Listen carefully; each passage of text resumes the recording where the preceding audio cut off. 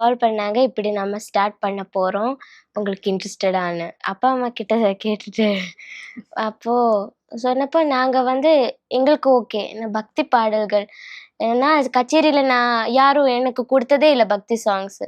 So இது புதுசா இருக்கே! பாடி பார்க்கலாம். எவ்வளோ ரவுண்ட் போகும்னு பார்க்கலாம். புதுசா இருக்கு. ஸோ அந்த மாரி ட்ரை பண்ணலான்னு நான் அக்செப்ட் பண்ணேன். ஆனா, அதுக்கப்புறம் 2 வருஷம் முடிச்சுட்டு பக்தி சூப்பர் சிங்கர்ல ஏறுனப்போ, நான் கேட்டுட்டே இல்லாத பாட்டுகள் எல்லாம் நான் பாடி, ஓகே. மக்களுக்குள்ள ஒரு இடம் பிடிச்சுட்டேன்.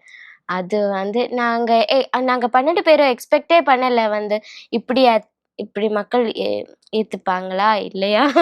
அப்படி ஒரு சந்தேகம் எங்களுக்கு இருந்துச்சு. ஆனா வந்து கம்ப்ளீட்டா வந்து கடவுளோட அருள்னால மக்களுக்கு எல்லாருக்கும் பிடிச்சு போச்சு.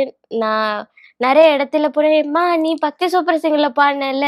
"ஐயோ! அம்மா அருமையா பாடுன. அந்த பாட்டு நல்லா இருக்கு." அப்படியெல்லாம் கேட்கும்போது உள்ளுக்குள்ள எவ்வளவோ சந்தோஷமா இருக்குன்னு எனக்கு சொல்ல வார்த்தையே இல்ல. ஓகே.